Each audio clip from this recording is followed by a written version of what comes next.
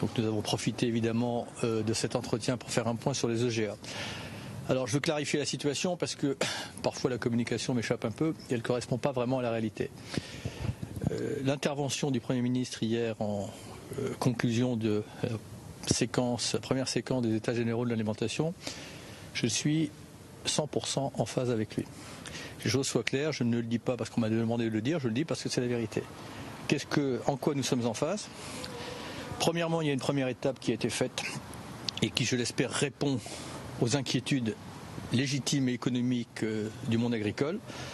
Et cette phase s'est conclue hier, je pense, à la satisfaction d'un certain nombre de partenaires. Il y avait une deuxième phase qui essaie de répondre à une aspiration sociétale sur le mode de production alimentaire. Il y a un travail absolument exceptionnel qui a été fourni dans les différents ateliers, avec une production d'aspiration, de préconisation et un consensus merveilleux.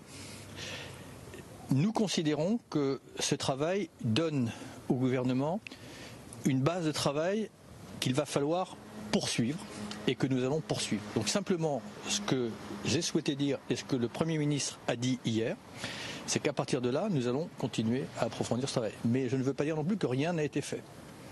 Il y a un plan, par exemple, de sortie des phytos qui va être rendu public d'ici la fin de l'année. Il y a un plan d'organisation également pour structurer la restauration collective. Il y a des objectifs de doubler la surface utile de l'agriculture biologique et bien au-delà peut-être par la suite. Mais la confiance se fait dans les détails et il faut maintenant que par rapport à ce travail inédit qui a été fourni, eh bien, sa traduction politique soit à la hauteur. Il faut un peu de temps de plus. Et c'est simplement ce que j'ai voulu dire. Vous avez dit ce matin dans Le Monde que le compte n'y était pas sur ces États généraux de l'alimentation. Alors, j'ai pas dit, c'est pas un jugement définitif.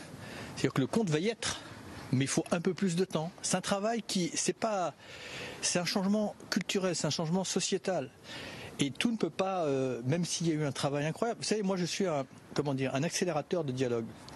J'ai fait partie de ceux qui ont fait en sorte que le Grenelle de l'environnement instaure un dialogue périn. On va voir la même chose maintenant avec les consommateurs, les ONG, les producteurs, les distributeurs, les agriculteurs. Ce travail, il y a une première phase qui a été accomplie.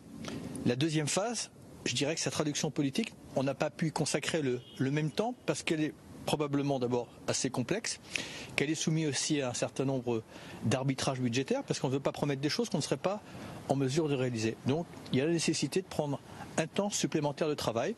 Hier d'ailleurs moi-même, sur le plan d'action pour sortir d'un certain nombre de substances chimiques, on y travaille et ce plan d'action, par exemple, sera rendu public d'ici la fin de l'année. Donc vous nous confirmez que vous n'avez jamais pensé à démissionner ? Non, ça c'est un fantasme médiatique qui m'échappe un tout petit peu.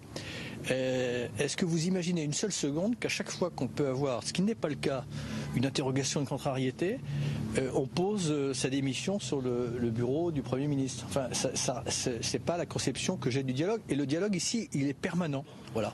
Donc il y a une phase qui a été encore une fois bouclée hier, qui peut d'ailleurs peut-être même être encore enrichie. Et il y a une deuxième phase qui n'a pas abouti complètement, simplement parce que ce travail de l'ensemble des partenaires, que ce soit les acteurs économiques, que ce soit les acteurs industriels, que ce soit les producteurs, que ce soit les ONG, que ce soit les consommateurs, a produit tellement d'intelligence que le respect que l'on doit par rapport à ce travail, c'est de prendre le temps nécessaire pour en faire sa traduction politique. Voilà. Pourquoi vous n'êtes pas allé hier à la conclusion de ces États généraux de l'alimentation ? Parce que sur la deuxième phase, je considère que c'est un peu prématuré de conclure à ce stade-là, parce que vis-à-vis justement de ce travail qui a été fourni par l'ensemble des acteurs, ça mérite qu'on prenne un peu plus de temps. Et vous faites le changement de l'artisan des modes de production, puisque c'est ça l'enjeu. Mais l'enjeu, encore une fois, comprenez bien qu'il ne s'agit pas simplement de faire des ajustements à la marge, c'est de tenir compte d'un contexte sociétal, d'une aspiration citoyenne, et en même temps, j'irais aussi d'une volonté du monde agricole de sortir définitivement d'une situation de crise et de recréer une passerelle de confiance, de sympathie, et en même temps une passerelle rationnelle entre les consommateurs, les agriculteurs, les producteurs et les distributeurs. C'est un vaste chantier qui ne va pas se régler demain matin, mais on s'est mis dans une dynamique très ambitieuse et on va la poursuivre. Et quand je disais d'une phrase que vous avez pris comme une sanction définitive pour les états généraux de l'alimentation, le compte n'y est pas, c'est-à-dire qu'il faut qu'on travaille un peu plus, mais il y a déjà énormément de choses. On a changé totalement d'échelle dans l'approche de ces sujets. Il y a vraiment une volonté collective qui est en marche, et moi je considère que prendre un petit peu de temps de plus pour aller encore plus loin, planifier les choses et les sécuriser, notamment sur les moyens, parce qu'on peut faire n'importe quelle promesse, mais prendre un peu de temps de voir si les moyens sont à la hauteur des objectifs, je pense que c'est le respect qu'on doit à celles et ceux qui ont donné beaucoup de temps dans ce travail des EGA. Je vous remercie. La réunion s'est très bien passée avec le Premier ministre ce matin. Ah mais nickel. Et je dis pas ça pour dissimuler quoi que ce soit. Nous sommes un peu même étonnés de la proportion que tout ça a pris, parce que entre le Premier ministre et moi, ça se passe bien. Il y a un dialogue permanent et il y a des ajustements permanents. Voilà. Et avec M. Travers, votre mésentente, ça ne devient pas problématique?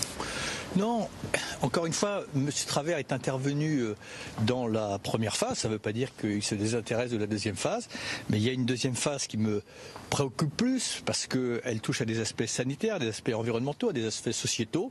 Et bien maintenant, probablement que ce travail va être complémentaire de celui que M. Travers a fait. Merci. Très attendue de Nicolas Hulot après que hier il a séché la clôture des travaux des États généraux de l'alimentation, et c'est vrai que depuis hier il y a eu beaucoup de spéculations, beaucoup de rumeurs sur son maintien ou pas au gouvernement. Tout cela sont des fantasmes médiatiques, vient d'expliquer le ministre de la Transition écologique. Même opération déminage. Semble-t-il, oui, déminage sur un fil. Il dit en gros non mais il n'y a pas de problème, il y avait une première phase, alors là c'était plutôt le moment des agriculteurs, et en gros, si on a bien compris ce qu'il nous explique, il va y avoir une deuxième phase où là ce sera davantage la place pour les défenseurs de l'environnement, pour faire simple, mais quand même, pas comme Rupin, vous qui êtes député de La République En Marche, on sent bien qu'il y a un malaise là-dessus et qu'on est, comme le dit Roselyne, dans une opération déminage. Moi déjà, je voudrais dire qu'on a beaucoup de chance d'avoir Édouard Philippe comme Premier ministre. Parce qu'il démine, parce qu'il lui permet de garder Nicolas Hulot même quand ça brûle. Mais parce que, et c'est son rôle, et il le fait très bien, nous on le connaît évidemment en tant que député aussi dans le travail qu'on peut faire avec lui, il sait écouter, il sait prendre en compte, il sait trouver des accords entre ses propres ministres, parce qu'en effet, Nicolas Hulot s'est allé plus loin certainement que Stéphane Travers sur un certain nombre de sujets qui touchent à l'écologie par rapport à l'agriculture. Et donc, voilà, je pense que la réunion qu'ils ont eue ce matin permet de rassurer Nicolas Hulot sur ce sujet, comme quoi on va continuer à être ambitieux là-dessus, même s'il faut évidemment prendre en compte la réalité extrêmement difficile aujourd'hui de nos agriculteurs. Donc cette transition écologique, elle est en cours, et c'est important que Nicolas Hulot garde tout son rôle dans ce gouvernement, parce que c'est lui qui permet justement d'aller plus loin au niveau écologique. Est-ce qu'il n'y a pas un risque de finalement mécontenter tout le monde? Parce qu'on voit bien, d'ailleurs c'est reconnu par le gouvernement, qu'il y a eu une première phase très agriculture classique, destinée à rassurer des agriculteurs qui à juste titre sont dans le souci, dans l'inquiétude. Quand on voit le nombre d'agriculteurs qui ont un revenu aux alentours de 350 € par mois, c'est évidemment tout à fait dramatique, mais que les enjeux écologiques sont là. Les écologistes ont été mécontents. Maintenant, il faut passer à la deuxième phase sur le bien-être animal, sur l'agriculture biologique, sur un certain nombre de sujets qui sont dans la feuille de route. On voit bien aujourd'hui que rien ne fonctionne d'une certaine manière. C'est-à-dire que les agriculteurs vivent très mal. Et en même temps, on n'arrive pas à avoir une agriculture qui respecte davantage l'environnement. Donc il faut arriver. Sanitaire, c'est quand même un peu mou du genou. Il faut arriver à transformer cette agriculture pour que ça soit une agriculture beaucoup plus biologique, de qualité. C'est un nouveau positionnement aussi auquel il faut inviter les agriculteurs à se mettre. Et évidemment, ça prend du temps. Mais les deux sont possibles. Mais c'est quelque chose d'extrêmement compliqué. C'est une réforme en profondeur avec un projet de loi qui va être présenté en 2018 sur ce sujet. Mais ça va prendre au moins une dizaine d'années. Sur Nicolas Hulot, Benjamin Hamar, on sent bien qu'il est sur un fil. C'est un exercice de funambule auquel on vient d'assister là. Oui, alors après, là, moi je suis convaincu, à titre personnel, mais je pense que c'est pas ce qui est très important, que effectivement, on est dans une opération déminage. On sait très bien, on connaît très bien c'est pas un fantasme médiatique, les relations compliquées entre Stéphane Travers et Nicolas Hulot, mais au-delà des questions de personnes. Ils l'avouent eux-mêmes, d'ailleurs. Voilà, donc c'est en lien avec aussi des ministères et des intérêts qui sont visiblement, en tout cas perçus comme divergents. Mais au-delà de ça, moi, ce qui me pose problème, après, moi, honnêtement, je vous le dis, les tergiversations de Nicolas Hulot en tant que telles, c'est pas ça qui sont pertinents. Ce qui nous intéresse plus, c'est ce qui est annoncé sur les aspects, justement, reconversion de l'agriculture, l'impact environnemental et sociétal de l'agriculture. Ça, oui. Alors, il est évident qu'il y a un vrai problème.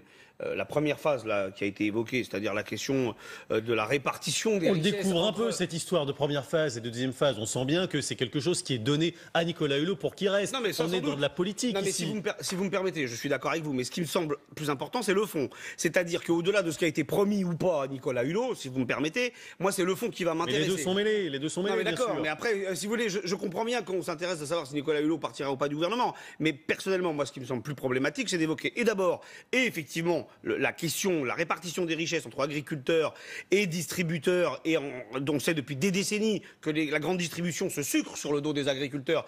Et là aussi, moi, ce que j'aimerais, c'est avoir du dur là-dessus et qu'on fasse le bilan rapidement de savoir si on a avancé sur le sujet. Et deuxièmement, quand est-ce qu'on va aborder la question, si vous me permettez? 5 mois. Oui, mais quand est-ce qu'on va... Alors, on nous dit qu'à la fin du premier semestre 2018, on va aborder les questions de justement l'agriculture biologique, etc. Est-ce qu'on a conscience? On est très souvent en train d'avoir des larmes de crocodile sur l'impact environnemental, mais on sait que l'agriculture a un rôle considérable là-dedans. Que ce soit l'eau va être l'or bleu du 21e siècle. Ouais. L'agriculture productiviste est complètement vorace en eau. Quand est-ce qu'on va poser ces problèmes politiques avec force? Philippe Tesson, alors Nicolas Hulot. Vous voulez lui faire dire absolument, il est vraiment, il a un boulevard devant lui, vous lui ouvrez un boulevard. Vous voulez lui faire dire que ça va louper. Alors, il vous l'explique, puisque vous faites tout pour qu'il le dise, pour que ça ne va pas marcher. Moi, c'est ça, je radote en vous disant ça. Mais ça me semble quand même important que je m'obsède là-dessus. Là, vous parlez de Nicolas Hulot? Non, on parle des sujets. Vous voulez faire dire j'ai dit qu'effectivement... Vous voulez faire dire à notre ami... Non, mais c'est ça. Alors, il le dit, bien évidemment, vous comprenez. Bon, voilà. Non, mais Philippe, moi, j'ai été ministre de l'écologie, je me suis cogné avec les gars de l'agriculture. Roselyne, dans un ancien système, vous raisonnez Merci, je suis de la vieille politique, Philippe. Oui, mais alors vous savez... Non, mais il y a chez vous une valeur ajoutée. Vous savez ce qu'elle vous dit, la vieille? mais vous avez une valeur ajoutée, c'est que vous avez quand même...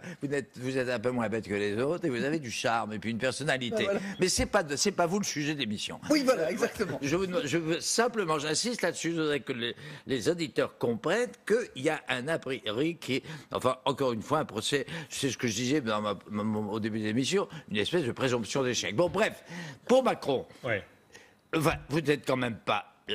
D'abord, on n'est plus dans l'ancien système. Je ne sais pas si la France l'a compris. Elle le comprend peut-être un peu. On n'est pas dans l'ancien système. On est dans un système monarchique.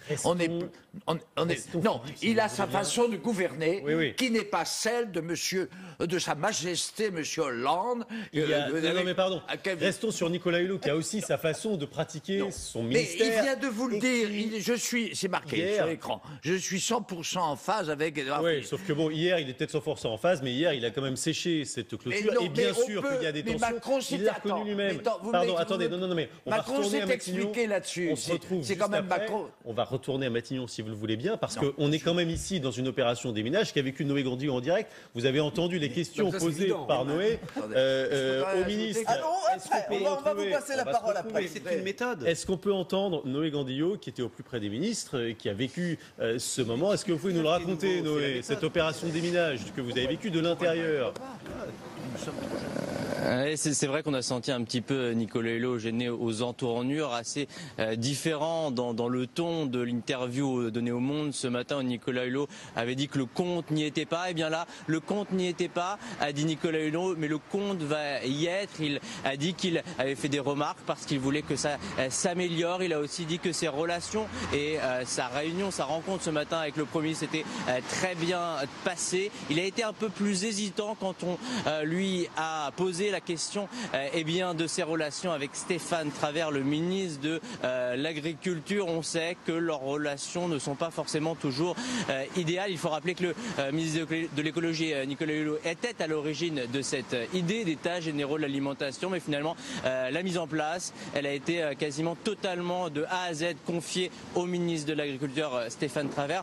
En tout cas, le Premier ministre, Édouard Philippe, a dû avoir fort à faire ce matin pour expliquer, tenter d'apaiser les tensions. L'exécutif, bien sûr, ne peut se permettre de perdre l'un de ses ministres les plus populaires, alors que de son côté, Nicolas Hulot espère obtenir des gages, des arbitrages en sa faveur dans les semaines qui viennent. Il nous l'a dit, nous l'a répété ce matin au micro de LCI. Pour lui, il n'est pas question de quitter le gouvernement.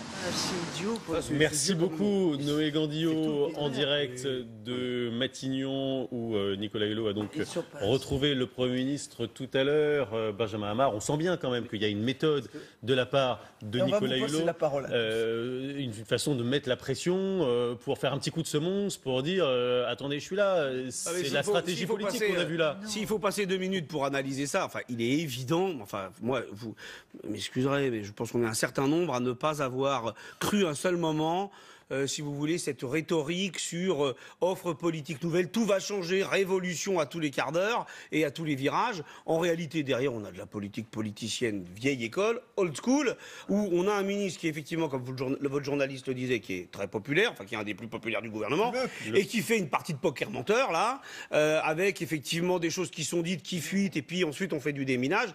Le but étant d'obtenir, voilà, c'est là, on est dans le, on est dans le, comment dire, on est dans la discussion, on est dans la négo la plus prosaïque qui soit.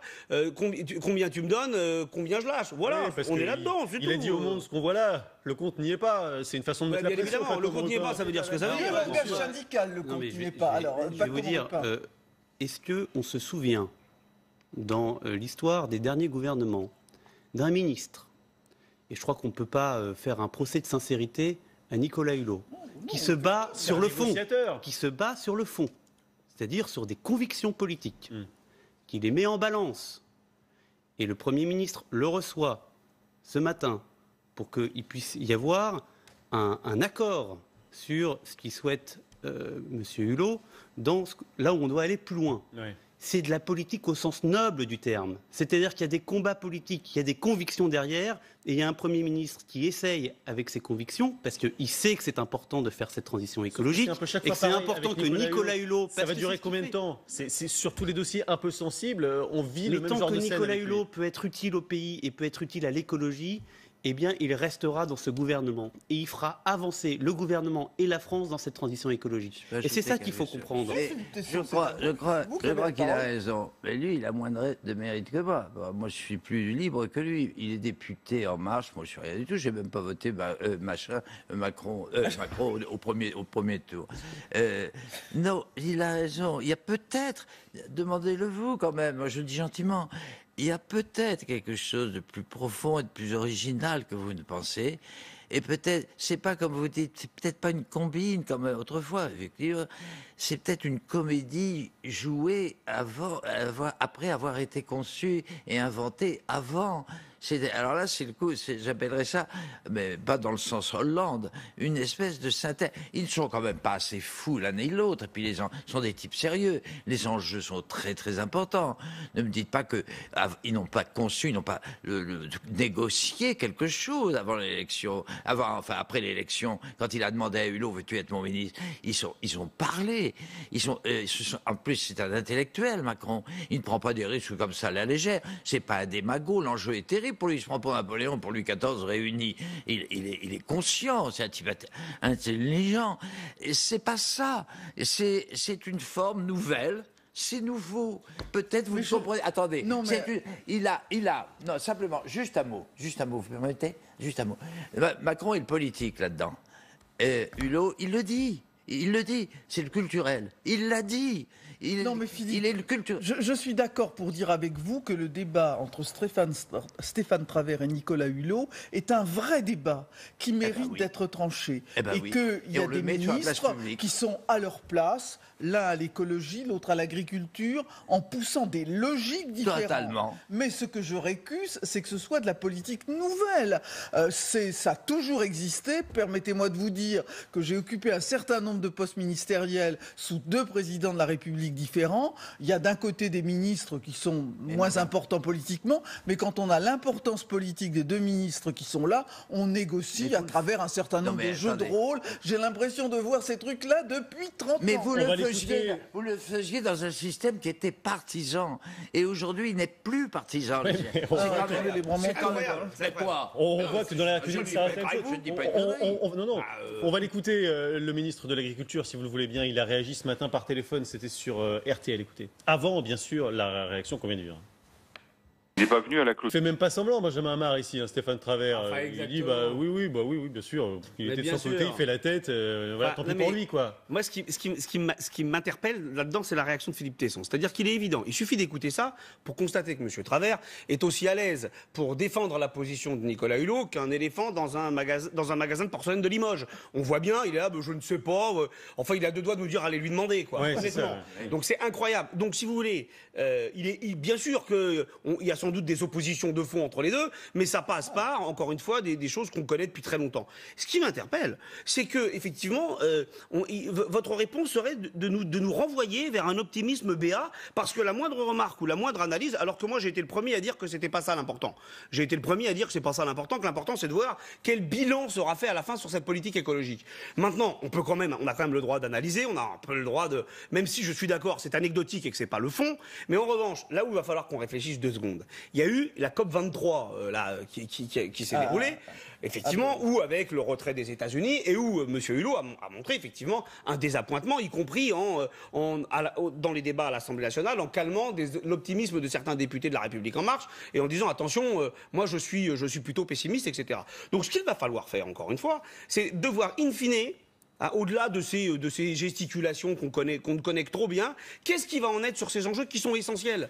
Parce que pour le coup, on a là véritablement sur la santé publique et sur les questions d'environnement des vrais sujets sur l'agriculture. Vous savez, nous, par exemple, c'est au programme de mes élèves de seconde, sur à la fois nourrir les hommes ou effectivement la gestion de l'eau. Il y a là des enjeux. La France est quand même un pays qui pèse, y compris du point de vue de l'agriculture. Donc là, il y a des débats de fond. Et moi, ce qui va m'intéresser rapidement, c'est quel bilan on va pouvoir faire. Que ça soit renvoyé comme ça au calendrier grec, même si on nous dit dans 6 mois, on fera. Attendez, pourquoi est-ce qu'on n'a pas des éléments et des pistes là tout de suite? Il est là le problème de fond. Ça fait 5 mois que ça dure et on apprend que c'était juste la première phase, honnêtement. Non mais d'accord, mais pourquoi est-ce qu'on a pu avancer? Pourquoi est-ce qu'on n'a pas pu marcher sur les 2 jambes? On aurait pu marcher sur les 2 jambes. Je suis pas d'accord avec vous, Benjamin. On aurait pu marcher sur les 2 jambes. Sur des sujets aussi complexes, ça demande... au moins poser des pistes. Ça demande quand même de... Je vous remercie sur les leçons du simplisme. En l'occurrence... non mais je vous remercie. En l'occurrence, on aurait pu avoir des pistes. Moi, en tout cas, ce qui est certain, c'est qu'on va se donner rendez-vous dans 6 mois. Et on verra ce qu'on aura. À Macron de ne pas être allé assez vite maintenant. Non, pas du tout. Je reproche, moi, tout simplement qu'on ait un peu d'éléments précis sur ces sujets-là. On n'en a pas. En défense, les pistes, elles sont dressées, Benjamin Amar. C'est la réduction des phytosanitaires, c'est l'agriculture biologique, les agricultures alternatives et le bien-être animal. Les 3 pistes sont dressées. Là, comme on a fait, là, par exemple, sur les agriculteurs, sur les conditions d'existence et sur les conditions de rémunération, écoutez, on aurait pu un petit peu avancer. On nous dit, attendez, ça sera renvoyé au premier semestre 2018. Écoutez, on verra ce qu'on aura, mais il va falloir attendre 6 mois de plus. Pas comme Rupin. Là, on commente la forme par rapport à... Mais les deux sont liés, encore une fois. Non, mais d'accord, les deux sont liés. Je voudrais revenir sur un exemple concret, de fond, le glyphosate. Le glyphosate, s'il n'y avait pas eu l'intervention de Nicolas Hulot, pour que Emmanuel Macron porte une position très forte au niveau de l'Union européenne, qui a permis d'éviter 10 ans. Finalement, ce sera 5 ans. Et nous, en France, ça sera 3 ans. Qu'est-ce qu'a dit Emmanuel Macron? Parce qu'il ne faut pas que ça soit quelque chose qui handicape les agriculteurs. Et donc, on va mettre les moyens pour trouver des produits qui soient respectueux de l'environnement et qui permettent d'atteindre le même objectif que le glyphosate. Voilà, ça, c'est du fond. C'est de la politique concrète. Ce sont des avancées. Ce sont des avancées concrète. Et c'est ça l'utilité d'avoir encore une fois Nicolas Hulot à l'écologie et tout le reste du gouvernement où il faut trouver des solutions concrètes et faire du en même temps, encore une fois, c'est-à-dire arriver à faire cette transition écologique, mais arriver aussi à ce que nos agriculteurs vivent bien et soient fiers de leur travail. Le compte n'y est pas, c'est pas nous qui l'avons dit, hein, c'est bien M. Hulot lui-même, on est bien d'accord. Mais parce que ça prend du temps. Non mais attendez, le compte n'y est pas, excusez-moi. Ce n'est pas mon expression, c'est bien l'expression du ministre lui-même. Non mais attendez, c'est bien l'expression du ministre lui-même. C'est quand même une appréciation. Il a dit le compte va y être. Attendez, et alors, attendez, pas en même temps. Les généraux ont été impulsés par Nicolas Hulot. Je constate qu'il est absent. Il est absent effectivement au moment de la conclusion de ces états généraux. Et sa phrase, qui bien sûr elle a été mise en avant, mais enfin elle a été prononcée, on ne l'a pas inventée. Il l'a pas dit d'ailleurs. Le compte n'y est pas. Et vous avez le ministre de l'Agriculture qui dit ce qu'il vient de dire. Bon, ça parle quand même. Bien sûr. Le compte n'y est pas, mais il a eu. Il peut l'être, on va travailler pour qu'il il a eu les garanties ce matin. C'est pas une rupture. Vous n'êtes pas dans l'analyse, vous êtes dans le vœu là. Vous êtes dans la prière là. Mais non, dans le souhait là. Attendez, moi je commence la phrase. Vous rajoutez peut-être que la phrase aurait pu être. Elle n'est pas comme ça la phrase. Parce que ma réflexion va un peu plus loin que vous. Ah bah écoutez, merci bien. Ou alors peut-être est-elle un petit peu plus béate que la mienne aussi. Est-ce que c'est une bonne forme de négo pour le syndicaliste que vous êtes? Ah non mais ça par contre, je veux dire oui. Encore une fois. Non. Mais écoutez, je pense que vous savez pas trop comment la CGT négocie. Ah bon, bah écoutez, je suis ravi de l'entendre. Mais en tout cas, là pour le coup, oui, mais c'est ça obéit à des leviers. Puis il a quand même. Vous savez, ce qui compte dans la négociation, c'est ça. La CGT ne croit jamais qu'on négocie à froid. On négocie avec le rapport de force, et il a le rapport de force avec lui. C'est ça. Voilà. Vous acceptez beaucoup. Mais ce n'est pas le sujet. La parole est à Philippe Tesson. Je n'ai pas attendu pour le dire. En même temps, merci. Nicolas Hulot vient de dire ce qui manquait. Vous ne l'avez pas écouté là à l'instant. Si, on l'a entendu. Alors vous n'avez pas compris alors. Il a dit. Vous allez m'expliquer. Il a dit. C'est trop complexe pour nous. Non, je résume avec bon sens et avec simplicité. Heureusement que vous êtes là. Écoutez, allez-y, faites-nous partager votre bon sens. Il a dit, vous n'avez pas pris en compte le contexte. Alors vous allez me dire que c'est des mots. Oui. Oui, c'est des mots, oui. Ben oui. L'écologie, c'est les questions et les réponses. Vous permettez. Non, mais attendez une seconde. L'écologie, c'est abstrait.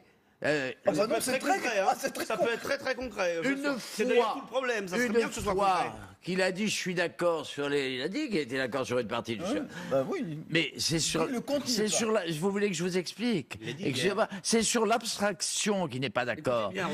Vous permettez. Et c'est sur les choses abstraites, c'est sur l'esprit qu'il a dit. Je viens de l'entendre. Je ne savais pas. Il a dit, j'ai résumé à ma façon, vous avez oublié qu'il y a un contexte, je l'ai noté même, sociétal et culturel dont vous n'avez pas tenu compte. Il vient de le dire. C'est tout. Attends, c'est tout le problème. C'est tout le problème. Or, Macron est d'accord avec lui. Il a compris. Je vous dis, c'est peut-être une comédie. Bien sûr. Mais on est les premiers à vous le dire.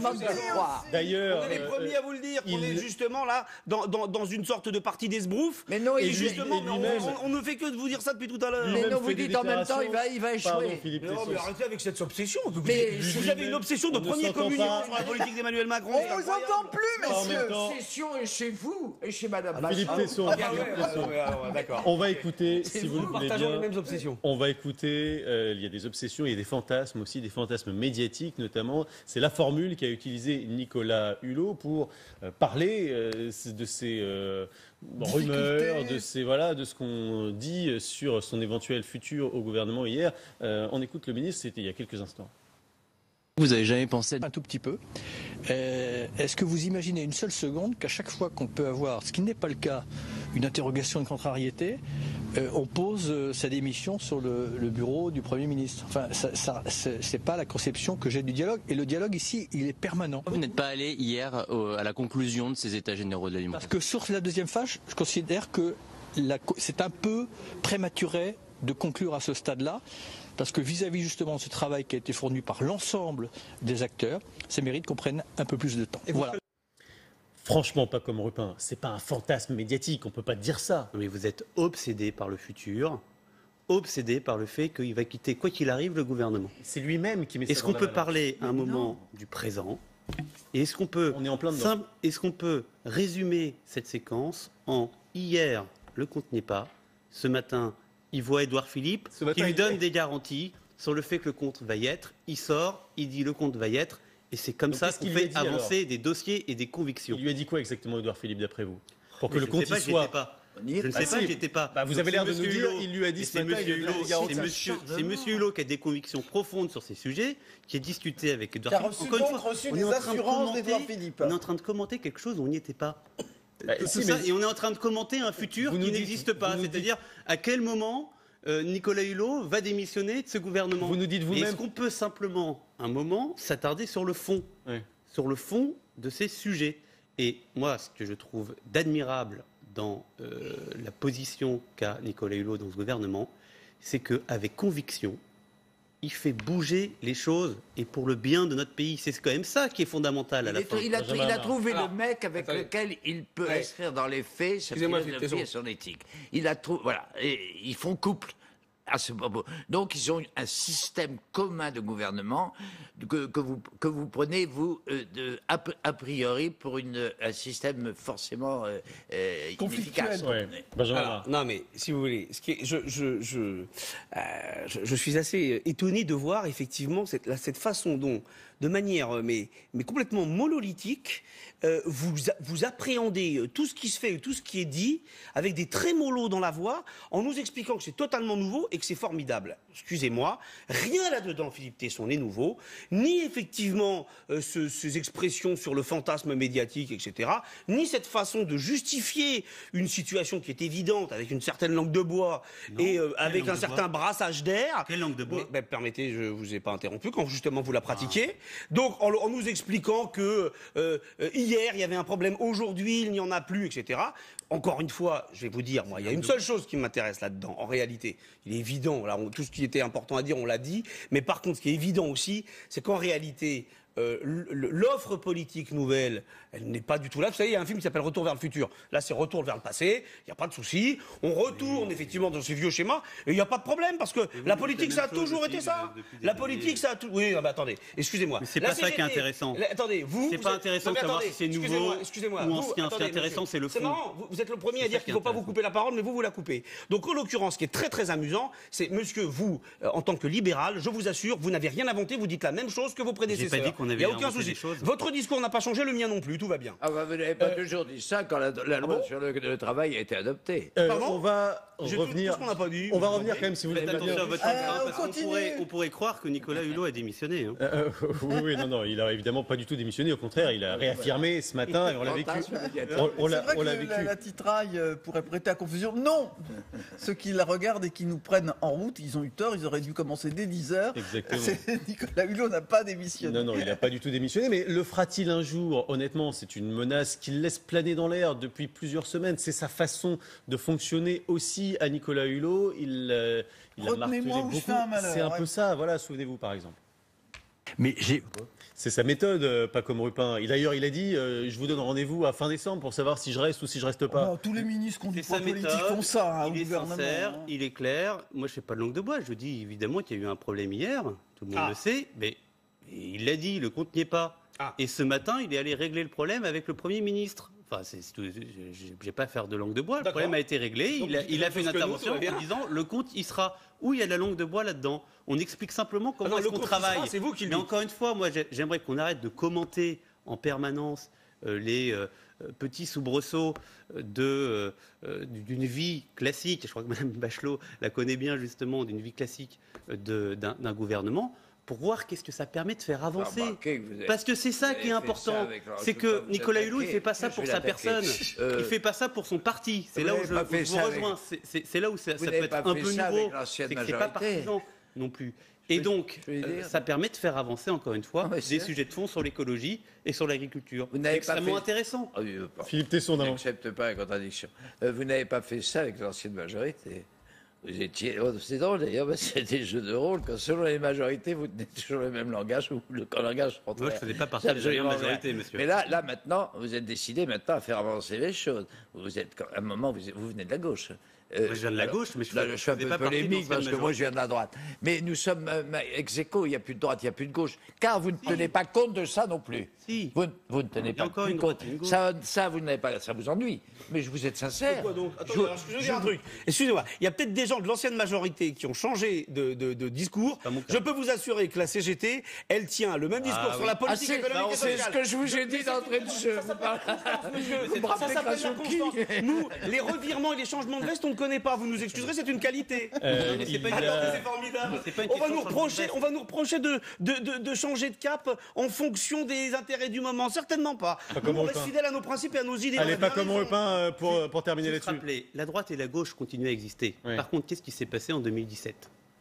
Le Front National, Marine Le Pen, pouvait gagner cette élection. Oui. Et ce qu'a souhaité faire Emmanuel Macron, c'est rassembler la droite modérée et la gauche modérée pour qu'elles travaillent ensemble dans un moment historique de notre histoire dans lequel il faut relancer et transformer le pays en profondeur. Voilà, c'est pour ça qu'on s'est rassemblés et que, évidemment, parfois, il y a des débats entre nous, mais des débats qui sont sains, qui sont tranchés, qui permettent de faire avancer le pays. C'est pour ça que Nicolas Hulot est allé chez Macron. Et donc ça continuera.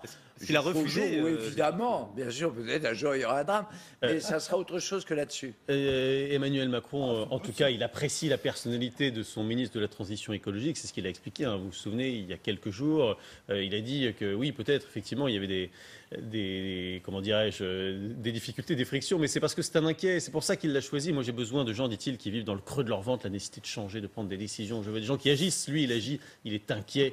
Il reste à la maison, tout est oublié. C'est un grand classique, ça, Roselyne. Le débat est sain. Est-ce que le débat est aussi sain sur un tout autre dossier ?